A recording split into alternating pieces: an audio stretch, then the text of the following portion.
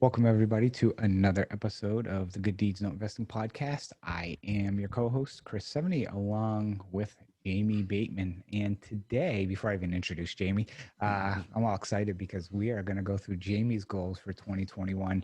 And he doesn't realize this yet, but whatever his goal is, I'm going to basically make him double it anyways, because Jamie's easy to peer pressure. So, Jamie, how are you doing today? Good. How are you doing, Chris? Good.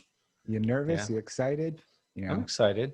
I feel like you come to the principal's office, with me today, where I'm going to basically beat you up a little bit. Yeah, it's one of those things where I don't, I may have mentioned this before, but I don't love I like to do what I say I'm going to do. So, which is good, right? But that can lead me to be a little less committal on things because I don't want to put all these big goals out there and not follow through. So, Well, the fun thing for me is I'm going to hold you accountable to them, and I've got no skin in this game, so I'm right. just going to beat the living hell out of you for the next 12 months. With your wife, you can, of course, there's give and take all the time with that, or mostly she gives and you take it. Yeah. But from that perspective, but with me, it's like, yeah, I'm just going to beat on Jamie for the next 12 months is what I'm thinking. Yeah, there's not a lot of risk there for you. So Jamie, before we get going, as always, what are some of your trials and tribulations from this week? Couple things to mention. One, got an email from. Oh yeah, well I was saving that for last. Okay. For those who watch this on video, I'm like raise my hands like in joy for cheer. Excellent news on that front. The 10 New York loans that we've talked about several times on previous episodes were actually boarded with FCI. So some people listening to this probably think, so what? It took a couple months to get your loans boarded. No big deal. They have no idea. It's just such incompetence for the servicer that had 8 of these 10 loans. Unbelievable. But that previously, now FCI has them. They're all boarded. They actually show up on the portal, and Chris doesn't have to sue any servicers. So that's good. Yeah, the way I compare it is if you have kids and you ever gone on like a field trip with so I have a son, and I remember going to the Washington Zoo for like a first or second grade field trip. Have 20 kids in your group and take them on a field trip and try and keep them all together. That's what it felt like trying to get these loans boarded. So anyone that's been through that. Just total lack of competence. I don't know if the servicer has never transferred a loan out or it made it pretty clear they hadn't. Like I told you, though, I haven't personally transferred a loan out from a servicing company, but I can read. Anyway, that's a good, good thing though. Those are boarded, and now we can actually full speed ahead, address the issues there. But the other thing, which is also servicer related, that I was going to bring up is, turns out it was just a miscommunication, but we're going through our whole forced place insurance, portfolio and kind of revisiting that and trying to streamline everything. And one servicer, it was Allied, told me that I would have to, if I was going to do my own FPI, that I'd have to take my loans from them. In other words, they wouldn't service my loans if I didn't go with either borrower insurance or Allied's forced place insurance.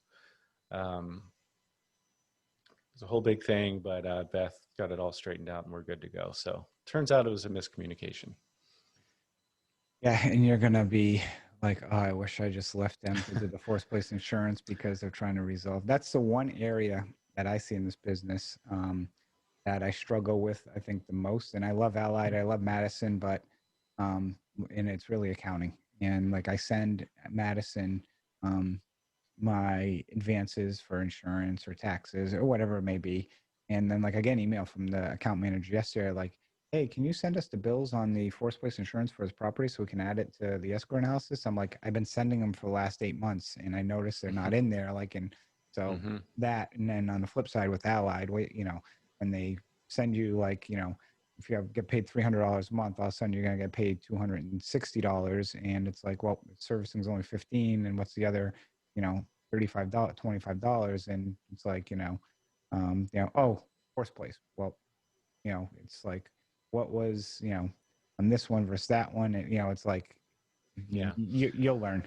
Yeah. Unfortunately, the I hard way. mean, and who knows, maybe I'll regret, we haven't actually made the move yet as far as switching the FPI over, but, you know, people ask, why would you want to do that? But first of all, it's cheaper. It's less expensive. Yes, it gets billed back to the borrower, but we all know that's not always true.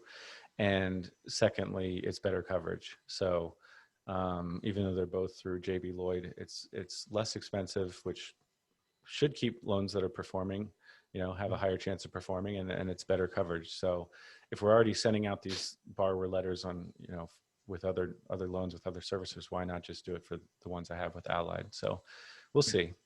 I totally get the servicer like Madison. They require you, they're now asking to see the FPI letters and proof that you're being compliant, right? That makes sense. But I don't understand a servicer saying, we're not going to service your loans unless you buy our insurance. Exactly. So, yeah, so those are a couple of things I've been working on. It always seems to come back to the servicer. Mm-hmm. So are you complete? I'm done. Yes. Okay, I was grabbing Go ahead. your Sir. water. Like, thank you, sir. Very kind of you today.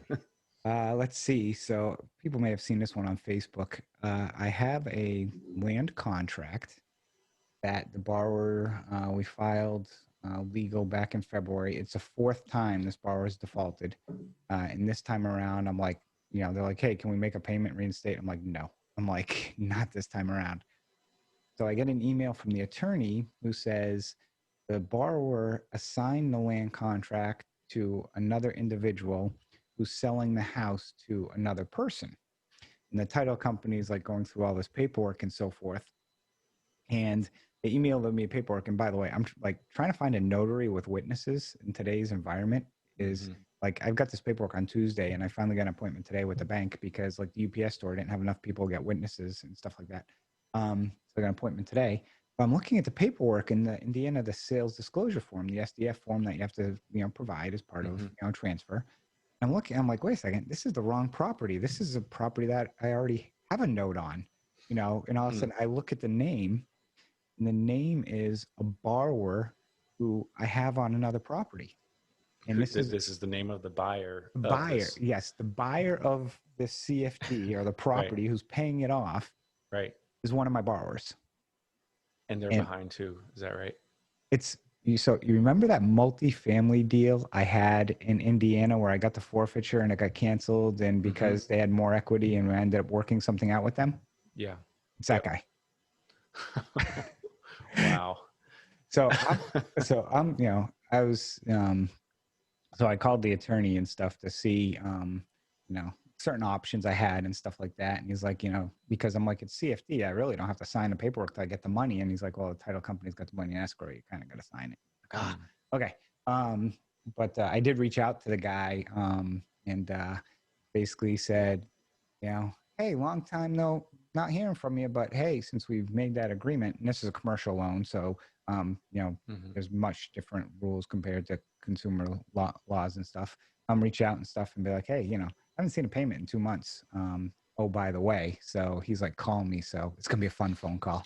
Wonder if he's one of those borrowers like, well, you and Gail and I have had where they kind of pop up all over the place. Well, this one, I believe the guy was like, so it's him and like his brother, and his brother's the one local who manages it, and then he's, out somewhere in the West Coast. I think he's like a doctor or something, and I honestly don't think I think his brother is playing him and doesn't have no idea like this property is like, completely a disaster. And that's one of the reasons I want out my name is, it's not habitable.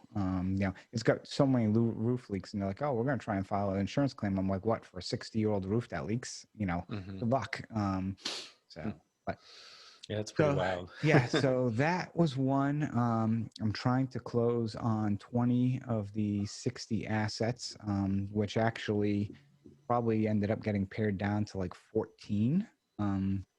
As part of due diligence. So for people out there, when you think about it, that's six assets that, probably spent, probably about $1,500 of money at the end of the day that kind of, goes by the wayside. So when people starting out, you got to remember, your hit rates, even after offer accepted, is not 100%. So, um, you know, Yeah, it's, I've got a question for you. I mean, yep.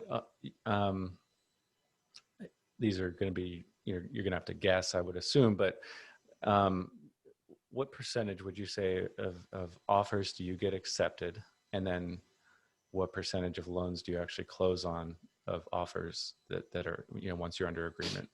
Actually have that data, because Okay. what I do is every year, me being the analytical type person I Mm-hmm. am, I go through. So I create a budget at the end of the year, and I assume 10%. Would get accepted? 10%, no, 10%. I spend. So Oh, gotcha. if I buy 10, one basically 1 out of 10 gets thrown away. During Actually, I'm the, sorry, 20% is what I. But that, so I actually budget every year that, hmm. okay, if I'm buying 100 notes this year, I'm gonna have 20 times, so I'm gonna have roughly, call it, whether it be $5,000 or $7,000 in lost opportunity costs for that year. Because every year I do a full blown budget, like I'm a business that says, okay, what are my expenses? How much do I spend? Like I know down to the T how much I spend on every single software. All of that goes in there. And the reason I used to do that was what we talked about previously, is when you do JV deals, you should charge an administration fee. Mm-hmm. Um, and how I came up with my number was, okay, I have my bookkeeper, I have my Infusionsoft, I have my lost opportunity, I have my telephone, my computer, my internet, everything thing that you spend money on, your general counsel that you just, dealing with contracts and stuff, all the stuff that doesn't get charged to deals, you got to figure out how much is that a year. And if that's Mm-hmm. $24,000 a year, and you're going to do 24 deals, then you should cover roughly $1,000 per deal to cover some of those costs. So you think if you have 10 loans under contract, you'll close on 8 or 9 of them across, Yep. after, Yeah. taking everything into consideration. Yeah. I went way past the question you asked, by the way. I No, apologize. I think for newer note investors, it can be one, it's like, what is an acceptable reason to back out of a deal, kind of, and then what's my number, what do the numbers look like? And then pre-bid, or pre agreement, how many loans do you bid on versus how many do you end up closing on? That's a whole different topic. Yeah, that's a whole nother episode. And I can see where you're going right now, Jamie. If you want to go I'm into trying to that, delay. trying to delay, you want to do an episode on that, which we could go into and answer, that's a good No, actually no, episode. yeah, it is a different topic. I just Yeah. think, like I'm working with somebody now who's maybe closing on their first note, and that, they have it under agreement, I think, but then he talked to an attorney about a particular state and CFDs there, and the attorney's like, "Don't buy it," So is that acceptable to back out? One of these I'm looking at has a lost note affidavit, but the lost note affidavit was not written properly. Now they filed for, it's been filed for foreclosure. It's made its way pretty far down the path. And my attorney's like, and there's other, there's this, the property BPO came in at about half. The borrower is extremely difficult. The borrower sued, attempted to sue the lender already. So, you combine all that. And I went back to the lender and said, hey, look, I'm going to pass. And I'm like, oh, why? And I'm like, well, because here's 1, 2, A, B, Mhm. C and stuff. And I'm like, the risk is just not, I said, Yeah. worth it where, from this perspective now, in the offer that I would put in for this thing, and this is give you an idea, this is probably this is 6-figure asset acquisition. So it's not like a $10,000 one. I'll roll the dice on it. This is $100,000+ loan Mhm. acquisition price. So, that's, not worth that risk. But Yeah. Yeah, I had a similar one, and I'm not trying to delay, but yeah. I backed out of one a few weeks ago too, where it was Mhm. similar thing, where it's like essentially 10 different reasons I don't like this deal anymore. Was any one of them incurable? Probably not, Mhm. but just when you big Yeah. picture, no thanks. So So you ready?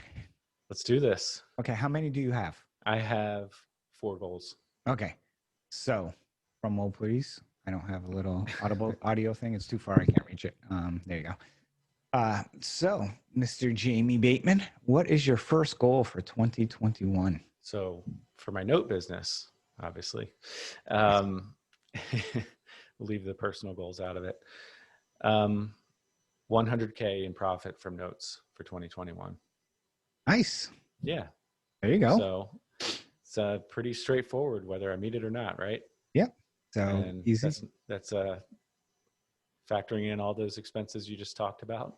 Yep. And So you want, when Debbie does your books the end of next year on that P&L statement, you want, I think it's the left side to be 100 grand bigger than the right side. you got it. There we go. Okay. You think I can do it? Absolutely. When you start your fund, I already, you don't realize this, but the attorney already knows that you do. You know, I'm like, oh, he's going to call you. I keep poking him. So, I did briefly mention it to him once too, yeah, but he knows it's coming. yeah. So. Well, that's, yeah, we need to talk about that too. I know that came up, Mhm. I think it was after we stopped recording, but Yep. we were talking the other night Mhm. with Carson Ferris about funds versus other ways to do things. But Yes. Mhm. um, so yeah, all of these goals are all tied together, obviously. Okay. So here's one of the things that I'll mention that I'll throw into this mix was, you know, that is a lofty goal because you see these gurus promoting, oh, you can make, you know, I don't know, 100,000, 250,000, whatever it is, your first year in notes. And the reality is that is complete BS. You know, you Mm-hmm. think about it, if you want to make 10% on your money, you need to basically have Mm-hmm. 2.5 million at that point in time, you know, and that's with Yeah. your own, you know, that's with other people. If you have your own money, you could probably get away with, you know, a million, you know, whatever, or for 250 grand, you could probably get away with maybe 1,500,000 or something along those lines. But Mm-hmm. other people's money, you know, if you're making 10% on that, you know, the 15%, that's good. So I look at, you know, Jamie, have you figured out, okay, how much money you need to raise to get to that 100K? No. Short answer. I need, so my second goal is to start a fund. Okay. And, you know, we've almost talked around it, but that's my second goal at some point in 2021 to start a fund. What that's going to look like, I have no idea. I do think also, you know, just to back on the first goal, I've been putting any earnings back into the business like we've talked about before. Mm-hmm. And it takes a while. I mean, I think we're coming up on 3 years that I've actually technically had the business going, but it's really Mm-hmm. only been a little over 2 where I've been Yep. pretty active with it. Mm-hmm. And it takes a while to get up and running. I mean, if you're selling partials on performers, you're just deferring that cash flow to go out and buy more notes. Mm-hmm. And then if, you know, I don't know, what would you say is your average turn time for a non-performer approximately? Any idea? I'd say it probably is 18 months. You know, Yeah. So it's over a year typically. over a year. So if you're buying non-performing assets in January, you know, of 2020, well, I haven't sold that many yet, you know, so it just Mm-hmm. takes a while. So I Yep. am optimistic on several assets that I already own that I'll be able to make a profit. Yep. So, and that's the So, interesting thing because what you did, you know, for next year, you know, you got this goal, but it's really based on, a lot of it is based off of what you have or what you acquired this year. You know, because exactly. even if you start a fund next year, you know, Mm-hmm. again, depending on how you structure it, you know, it's going to take several months to get it set up. It's going to take several months to buy the assets and everything else. I mean, you're looking at 6 months already. So you're already cut, you know, you started Mm-hmm. today, you cut half the year off basically. Yeah. So, Yeah. So part of that 100K is going to have to be from notes I already own for sure. yep. And then starting a fund. So that's the second goal. I mean, we Mm-hmm. beat that one to death, I think. You got anything on that? Or? Yeah. So I was gonna. Are you making the, you know, proverbial shift from JV deals into a fund? Or are you I still haven't started. I haven't actually. I've had people approach me about JV deals. Mm-hmm. You know, within the last 6 months, several people, but I actually haven't even started one. Probably in the whole second half of 2020. So Mm-hmm. um, it's tough to answer because I do think there are going to be, you know, more non-performers out there. than, than there have been. Mhm. So I do want to pivot in that direction. And I do Mhm. think JV deals work better, joint ventures work better on non-performers. So we'll see. By the way, I completely forgot a trial and tribulation thing that I spent most of the week on that I'll bring up later. Let me ask this question. Is one of your goals, do you have a number of how many assets tied? So I feel like I did not text you my goals, by the No, you way. didn't. No, but my next goal, my third goal, is to purchase 75 new assets. Um, initially I had a number of total assets I wanted to have under management, Mm-hmm. for I guess the end of 2021. But Mm-hmm. um, in order to make that first goal of profiting, I got to sell some assets. So um, I thought buying 75 notes in 2021 is aggressive, but doable. We've currently got 35, and a lot of our systems are in place, and it's kind of a plug and play. Throw them into the machine a little bit, Mm-hmm. and go from there. So saying that out loud, buying 75 notes, if I'd said that last year, it would have blown my mind. But Mm-hmm. now I think I can see it. Mm-hmm. So So let's say it's 75 notes. And what do you think the average value will be on them? UPB. yeah, that's a good question. Let's say 40. Okay. So that's 40,000. That's $3 million in assets under management. That's a good year. Well, no, and you look at, Yeah. okay, you get 3 million assets under management. Okay. Mm-hmm. And then, basically, say you have it for half the year. The average of them is half the year. Okay. Which is 6 months, we'll just say 1.5 million. And then you make, basically 6% on those or 7%. Okay. Mm-hmm. There's your $100,000. So my numbers aren't, they're realistic as far as working with each other. I mean, Yeah. yeah. Okay. Mhm. I like it. You just have to get me there. Yeah. Okay. I've got about, I'm looking over at my screen right now because I got my mortgage office open, and I've actually got another 20 loans getting boarded today that I bought last month. So which will put me, so I'm at 250 right now. Plus, if I close on 20 or 15, 260, so I'll probably hit right around 300 by the end of the year. And that will be numbers wise for principal balance. I don't have the full because it transferred, but it'll be somewhere, I think, over 10 million. So Wow. And I'm excited. because you're still closing on 40 other assets, right? Yeah, so I got due diligence. I got to wrap up hopefully this weekend so I can close on those next week. But of those, I Nice. mean, it'll probably drop, 5 out of there. Or, some will drop out of there as well. Mm-hmm. But I mean, so when you look at the numbers and again, this is how people should look at things. Okay, I want to buy 75 assets, basically at 40,000, which is $3 million. Okay, if I spend 40 cents on the dollar, 50 cents on the dollar, I need 1.2 to 1.5 million in money. And then, basically, how much can I make, off of that as well. Mm-hmm. If you make, 1.5 million, if you can make 7% personally on that for that year, there's your 100 grand. Yeah. So, I'm excited. yep. So what's your next one? So the fourth goal is a little bit different. Um, Grow hair? yeah, right. I still got hair, but it's quite gray at this point. Mm-hmm. My daughter actually said something the other day when I walked downstairs. Mm-hmm. Oh my gosh, your hair is gray. I'm like, thanks. Mm-hmm. I blamed it on the sweater though. Yeah, I hadn't shaved in like 3 days earlier this week, and like I realized like I can't grow a beard for the life of me. I still got a baby face, but when it started coming in, it was very gray. I was like, shit, I'm getting old. She doesn't realize she's the one causing it.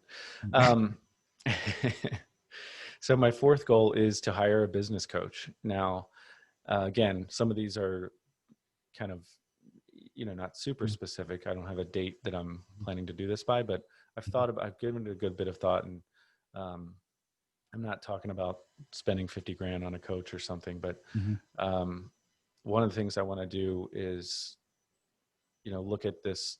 I think this will force me to look at everything even more Mhm. as a business. Um, and specifically, I want to work with somebody who's doesn't really know notes very well. Mhm. Um, it's not to say that a note investor isn't good at business either, but I just feel like with, you know, the group and all the sharing we've got going on, there are a good number of experts out there that I can continue to learn from on the note side of things. But we've got a rental portfolio and some other things going on that um, I think if I hire someone who's not an expert in notes, that can really help me to kind of stop working so much in the business and work a lot more on the business.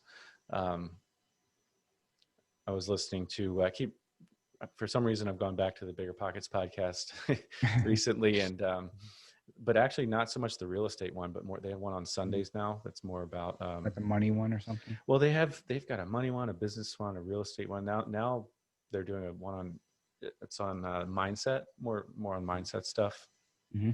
but it obviously crosses into real estate and business and all that stuff. But um, they had Dan Sullivan on, who's a strategic coach. It's a high level business program, Hmm. and I'm not thinking of going down that road, but Hmm. it was interesting when Brandon Turner asked him like about hiring, you know and Brandon's thinking like you got to hire to delegate and grow your business, and makes sense, right? And Dan Sullivan, who is this really successful coach and business person, says, well, I just realized I'm terrible at hiring. And so he doesn't even hire. So it's like, Hmm. he's taking the, um, you know, uh, delegate or remove yourself from the business even one step further. So it's just an interesting, um, way to look at it. It's not only that his business hires people, but he doesn't personally do it because that's not what he's good at. Yeah. So the point I'm getting to is, you know, trying to focus more on what I'm actually good at. Not saying I'm not good at notes, but I think I'm good at leadership and good at management and that kind of thing. Trying to scale the business that way. So I think working with a coach who can really instill principles, business principles, and life principles that aren't necessarily specific to IRR or yield or UPB can really help me to kind of scale the way I want to. Hmm. So we'll see. Interesting. The biggest thing I'll tell you about, like if you get a business coach, Mm-hmm. is, I know a lot of people, and not by no means am I saying this is you. Mm-hmm. I know a lot of people who get the business coach. Mm-hmm. They're like, oh, great, I got a business coach, but they take like the information and they end up doing nothing with it. And Mm-hmm. it's like, you're spending all this money, and if you want Yeah. to, follow through, follow through. You can't, Right. you know, can't, you know, not do it, and you need kind of somebody there to push you as well. Still would tell you, on that front, I recommend to try it. Is I started doing Mind Valley, Mm-hmm. and they've got Keith Ferrazzi, who's written many books about networking, and basically, which raising money is networking, and Mm-hmm. you know from that perspective, and he's got people on there who have trained either professional athletes or people who run marathons or people climb Mount Everest. People who are just high performing individuals. And I'm taking one right now that's pretty cool because it's about it's the habit of ferocity. And it's really about getting in the zone. Like when we say the zone, like if you ever played sports, Mm-hmm. there's those days where you're unconscious, like Yeah. it's basically, it's a certain mental state, and it's been studied that there is certain things you can do to trigger that.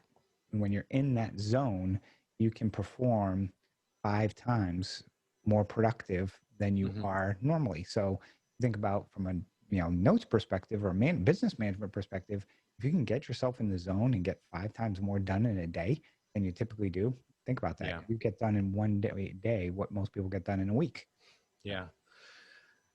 So So that the Mind Valley stuff, is it's a self-paced it's course thing? self-paced, and it's like Mm-hmm. 20 minutes a day. Mm-hmm. And it's like $600 for the year. So it's $50 a month. And, and that's why I kind of, my wife got it for me for anniversary. And at first, I was like, yeah, whatever. And then I started looking at some of these people and researching them. And then like, I'm like, this is actually pretty cool. And it's one of those things too, where, you can start implementing some of this stuff. And it's like, okay, if you don't follow through with it, well, you just spent $600. You didn't spend 10 grand on a coach or something along those lines. Yeah. Right. And again, I don't know exactly how it's going to look, but, I've done different, used to do CrossFit, right? You wouldn't be able to tell by looking at me right now, but, CrossFit is really, it's controversial, whatever, people got injuries and everything, but it was very impactful for a lot of people. And the reason for that, or one of the main reasons, is just the accountability and the group, atmosphere, and you're pushing each other.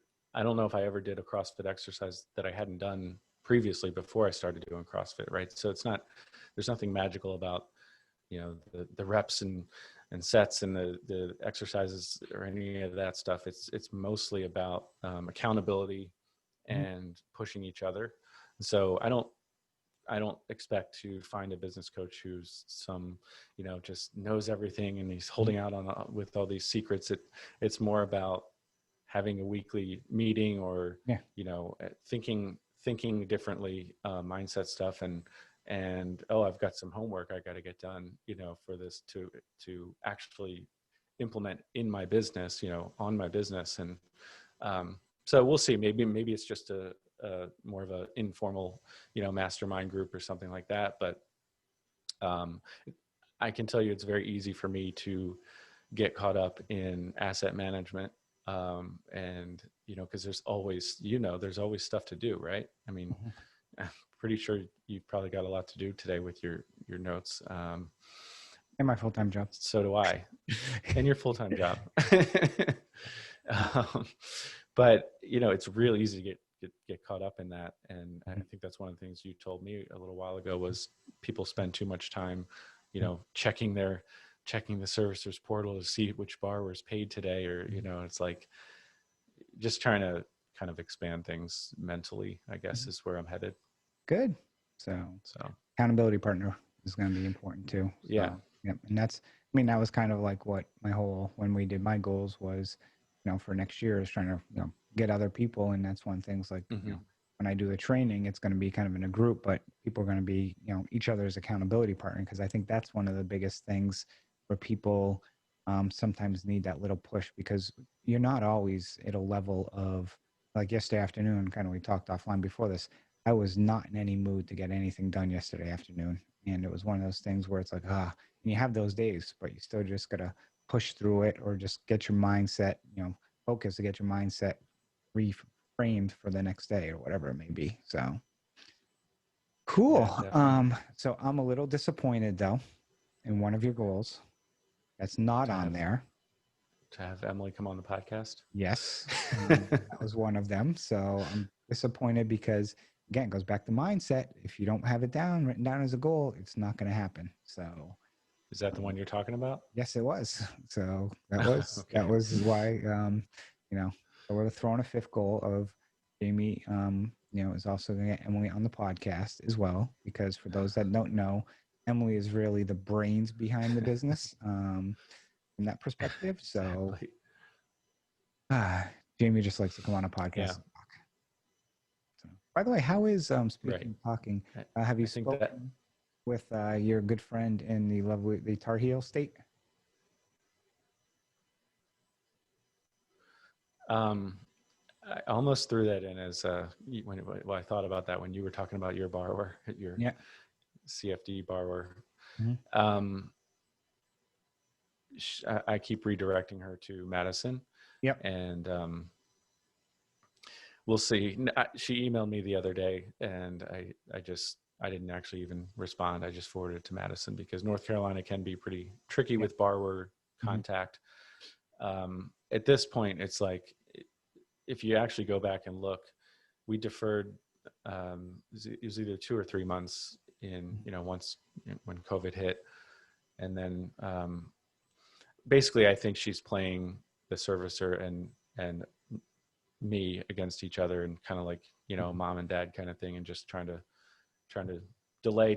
So I had it set up last week where I said, okay, as of this past Monday, 4 days ago, if she hasn't put down $1,000, just set the account for full reinstatement, Mhm. which is almost $5,000, I think. And actually it might be closer to four, but Mhm. so end of the day, I'm just, I'm done. This is a joint venture deal too. So it's not just, you know, it's not just me, it's not just my Mhm. money.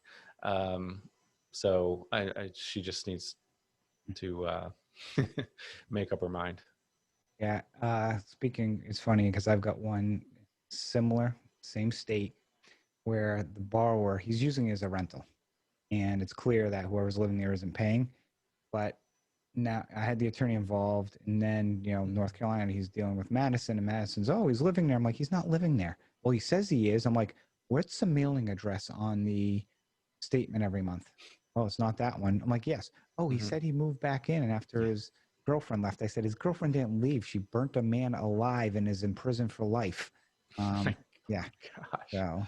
So Wow. that's, yeah. I think I told that story on here Yeah, before. you did. Yeah. Yeah. Yeah. My borrower has a different mailing address too. Yeah. So, So, and on this one, I'm like, also, I said the guy needed $1,000 to reinstate 4 months ago. The payment's $400 a month. The guy still doesn't have $1,000. It's 4 months later. Like, if you do the math, you should have close to $2,000 now, not 1,000. So, but yeah, and unfortunately, yeah. I was using an attorney in the state that started the case, that I got a referral from somebody. And now I use a different attorney in the state. North Carolina is still one of those states where I still haven't found a good attorney in North Carolina. Honestly, I've gone through several. They just seem very slow. So I'm just trying 4 different ones right now in North Carolina to see who I like. And, I've got referrals from people who, you know, from this person who's like, everyone's, oh, I talk to him because he's got all these referrals. And it's like, he does, but the ones he has aren't the greatest in certain states. Use another company that was in many states, but they actually outsource it to somebody. I mean, North Carolina's been, and I know somebody posted in the group, like certain people and, who to use in North Carolina. And, I've used every one of them, and that's in that list. And to date, I haven't been super impressed. So. Yeah. So, I guess Jamie, roll into, so those are your goals. I think, Mm-hmm. every quarter I'm gonna, poke you, like the bear, and be like, okay, where are you? Where are you? Where are you? On your goals, to see, where you're at, and if you're on targeting. So, from that perspective, so kind of wrapping up this episode, what are you got a note and bolt this week? Yeah, I have one, and it has to do with some of the things we've talked about today. So some servicers will not escrow for back taxes. So Madison does not. I don't think any of Um, them do, actually. okay, so that's what I wasn't sure about. Mhm. um, Somebody said in the Facebook group that FCI did.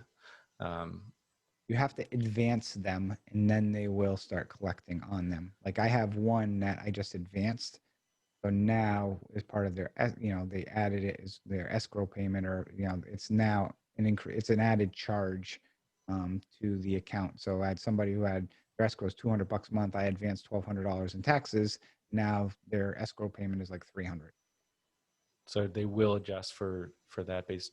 They will escrow for it if it's If advanced. if if the loan documents allow for it, Mm-hmm. then Yeah, they will. That's right. another That's kicker key. is, Yeah, yeah, and that's the one thing people are like, I'm like, what does the mortgage and note say? Because that's right. really, it's what takes priority. Does past due payments take precedent over, current principal and interest? It's Mm-hmm. all in those documents. Right. That's a good point. It's not always just based on the servicer. They have to follow what the documents say. Mm-hmm. So that was my note and bold, is that most servicers, or Madison specifically, I know, does not escrow for back taxes. So you may buy a performing note that has 2 years of taxes due. Well, just factor that into your bid price, because you may be the one paying for that up front, at least.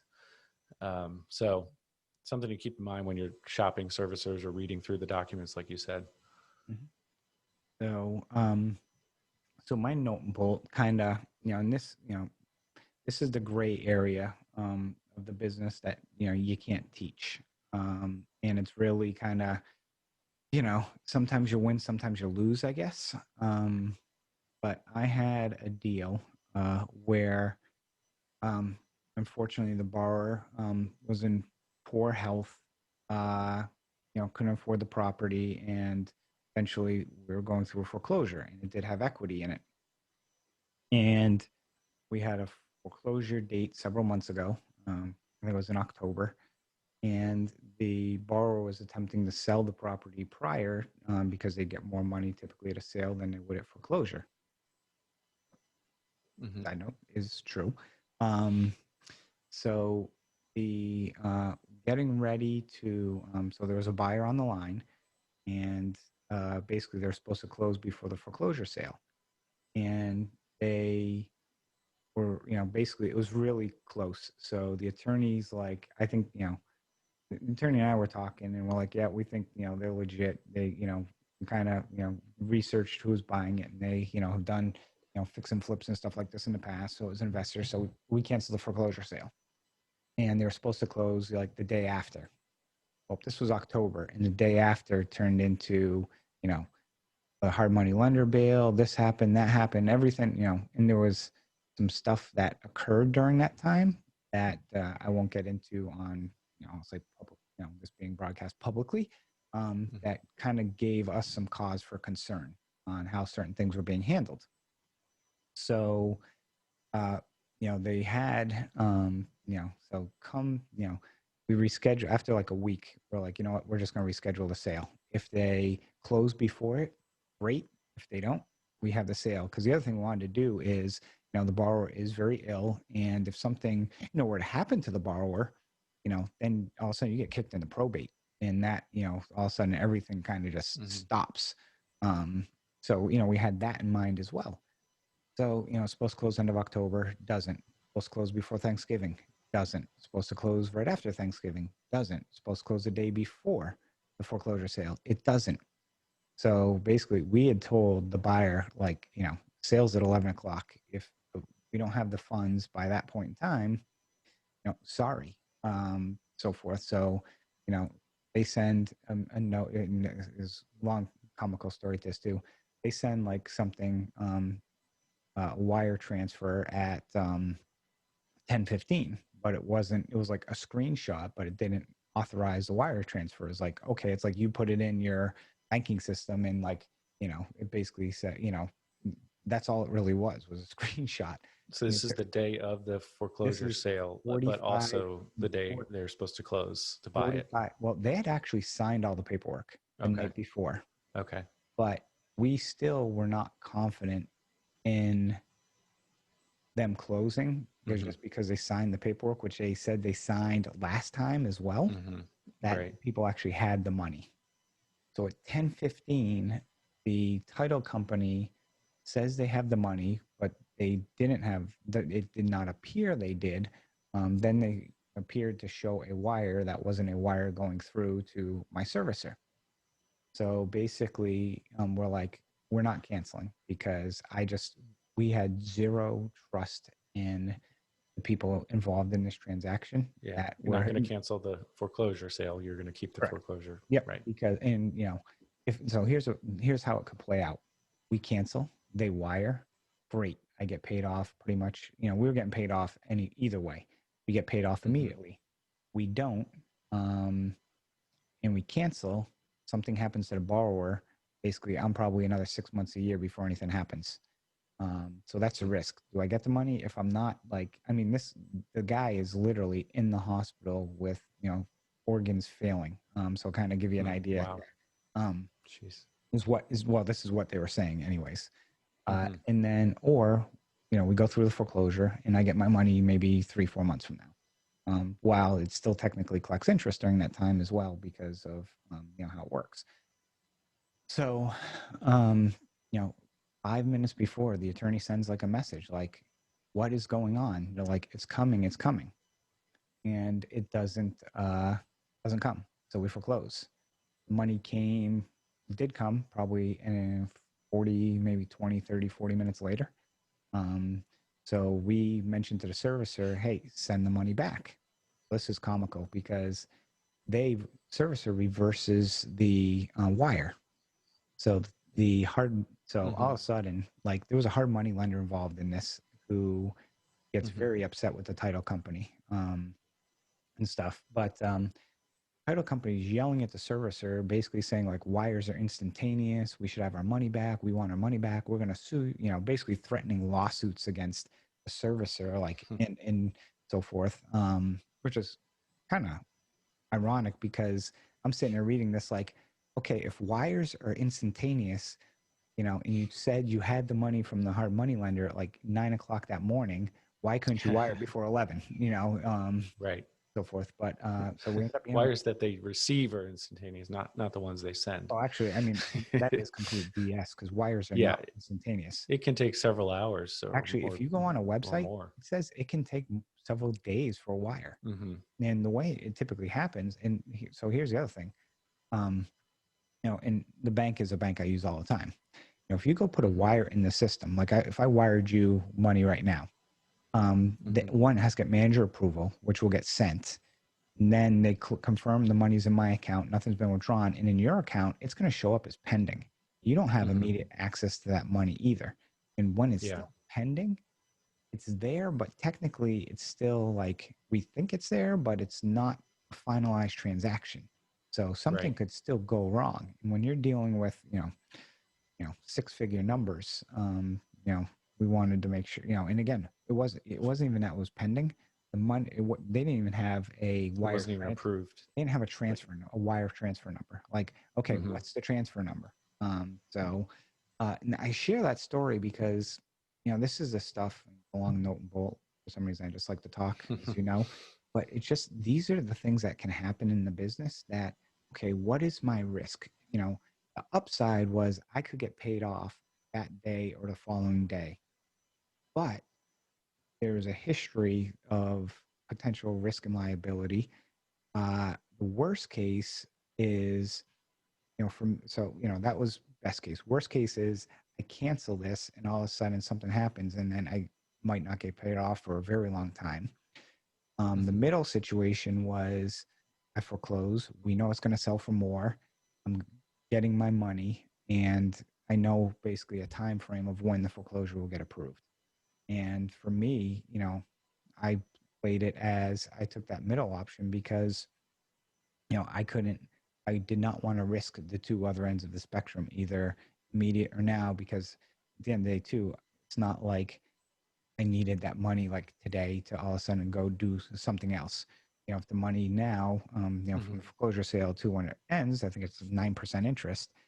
That's still a nice return over the next 3 months where I don't have any place I'd probably be putting that money right now that would get me that 9%. So now I also know when I'm going to be getting that money. Roughly, I can start planning how I'm going to invest it in my next go around. So, make sense? Yeah, I mean, and if you, if you, oh, can you? I hear you. Can you hear me? Yeah, I hear you. Okay. It was breaking up a little bit. So,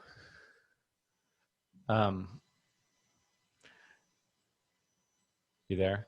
Yeah, I'm here. I hear you. Oh, it keeps locking up. So okay. Yeah, I mean, it makes total sense. I mean, plus you don't know if,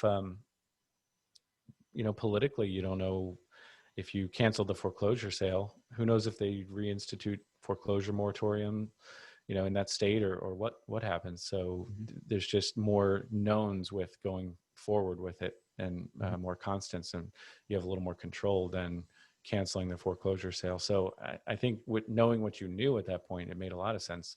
Looking back, I mean, maybe you wish you'd had gone through with the sale and gotten paid, right? So, but you didn't know that. I think it makes total sense what you decided to do. There's a history on this as well that I can't get into details on.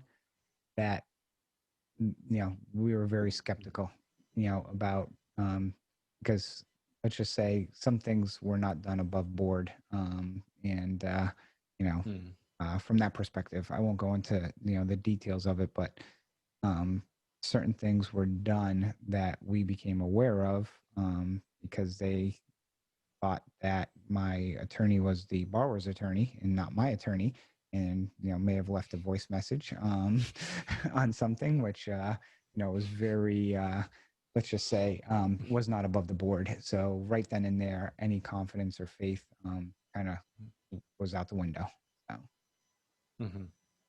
but, Yeah. So you'll get paid in a few months now, right? yep, Is that what you're saying? yes. So, yep, that is what I am saying. Gotcha.